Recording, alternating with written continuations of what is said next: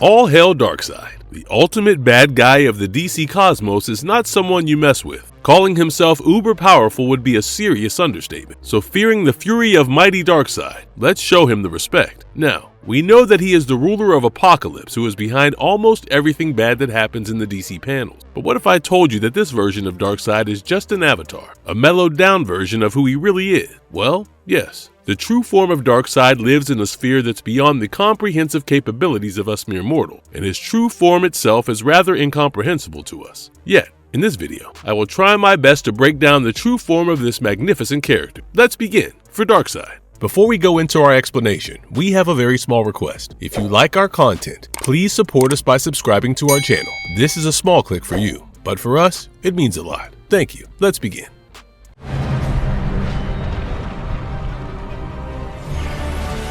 Who is Darkseid? The god of evil we know. Oh man, Darkseid's origin story is wild. There's a lot of twists and turns that this guy has seen, but he has always remained a bad guy with a penchant for a lot of murder and cosmic power grabbing. So, he was originally named Yuxath, and his origin basically was the perfect blend of family drama and world domination. His father, Yuga Khan, got himself stuck on the Source Wall while he was trying to snoop into the Source's secrets. What's the Source Wall? Well, it is a cosmic barrier that exists at the edge of the DC universe. It's the ultimate boundary, separating everything we know from the unfathomable mysteries beyond. The Source Wall is deeply tied to the Source, a sort of primordial energy or consciousness that's the origin of all power and creation in the DC cosmos. The new god, including characters like Darkseid and Highfather, often reference the Source in their quest for power or knowledge. So, coming to Darkseid or Yuxath, he decides he's tired of waiting around and wants to grab the throne of Apocalypse. His bro, Drax, was all set to inherit the power called the Omega Effect, but Darkseid, the backstabber supreme, betrays Drax. Yuxath sees his chance, steps in, and kills his brother as well. Yuxath says hello to the Omega Effect and becomes Darkseid, but Darkseid actually had a soft spot and was once in love. Well, sort of. He fell for this lady, Sully, a scientist with a heart of gold and brains to match, who thought power should be used for good.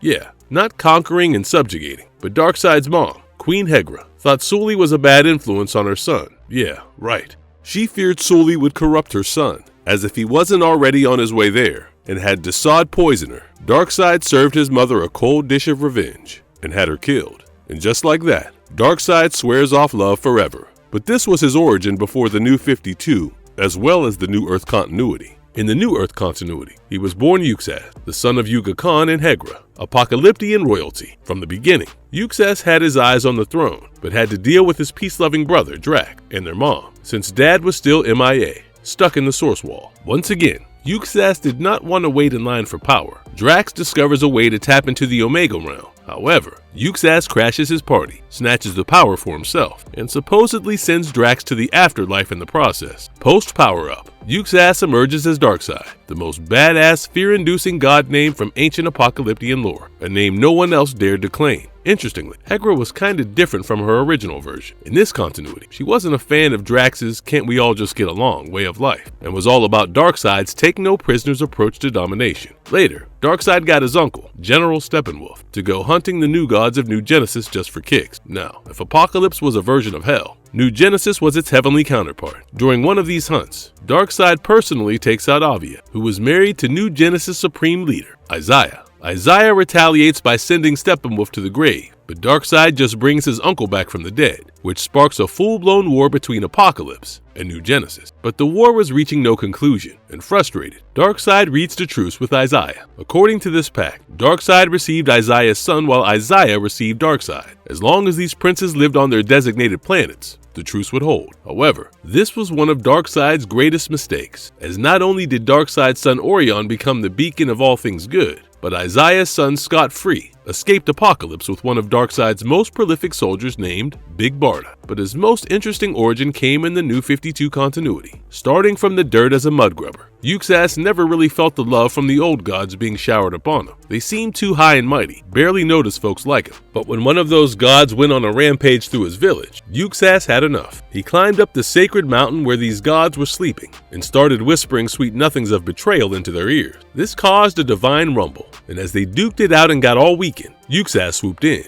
and finished them off one by one. With each god he took down, he soaked up their power, morphing into the fearsome Darkseid. His appearance changed completely, and of course, for the worse. Now he had rocky gray skin and some seriously intimidating armor that even covered up his beard and hair. On the flip side, Darkseid's brother, Isaiah, was pleading with the Sky Father to bring back his wife, Avia, from the dead. Instead, the big guy upstairs gave Isaiah his own godly power pack, who transformed him into High Father. Naturally, a battle of an epic proportion was on the card, a battle that would literally tear their world apart. During their cataclysmic fight, Darkseid's fury was so intense that it shattered their planet, splitting it into two: Apocalypse, a nightmarish and hell-like realm under Darkseid's Iron Fist, and New Genesis, a paradise-like planet ruled by High Father.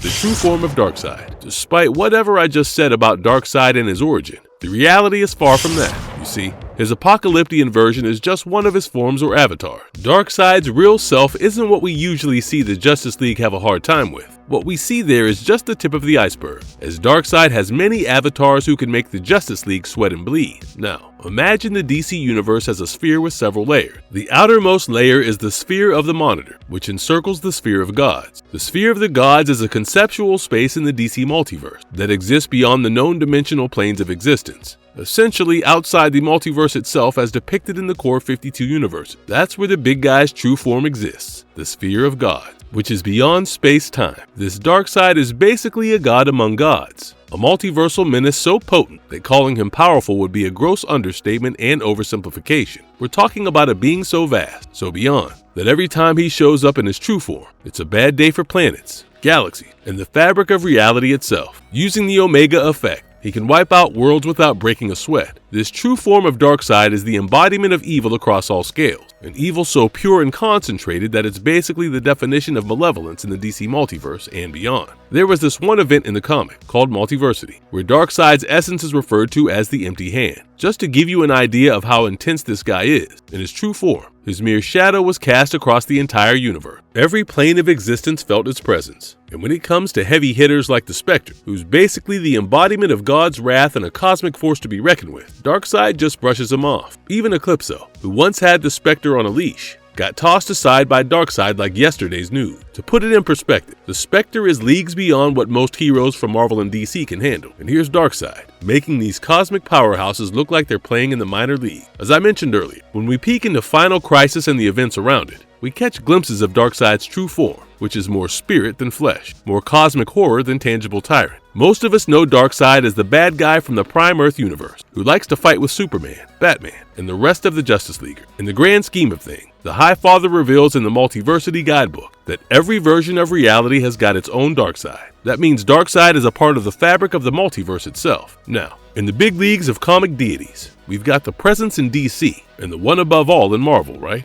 Darkseid in his true form has tea and cookies with these guys, but why don't we see this side of him more often? Simple. True form Darkseid doesn't sweat the small stuff and is way too huge for a comic book. What would you possibly do with a guy who's practically undefeatable? He's so beyond our understanding of power and reality that he lets his avatars handle the day-to-day universe menacing. Final Crisis showed us just a tease of what happens when Darkseid gets serious. His shadow alone can blanket the entire universe.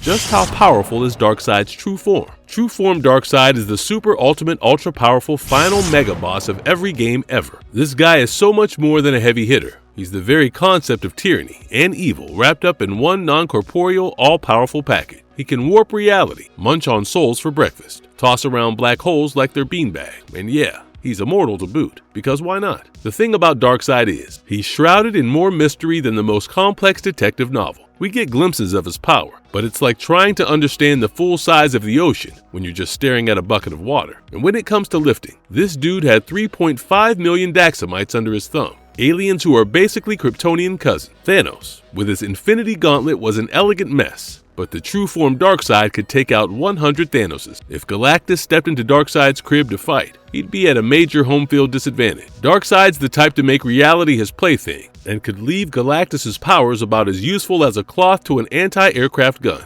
We've already seen what Darkseid can do in the New 52, wiping out universes and all of that. Bottom line, Darkseid's true form is on another level. Space and time are his to command, and anyone foolish enough to him in that form is, well, just foolish. So, that's Darkseid in all his glory. What do you think about him? I wonder which comic character could defeat Darkseid true form. And if you liked our content, don't forget to leave a like and subscribe to us if you haven't already. Have a good one and be safe.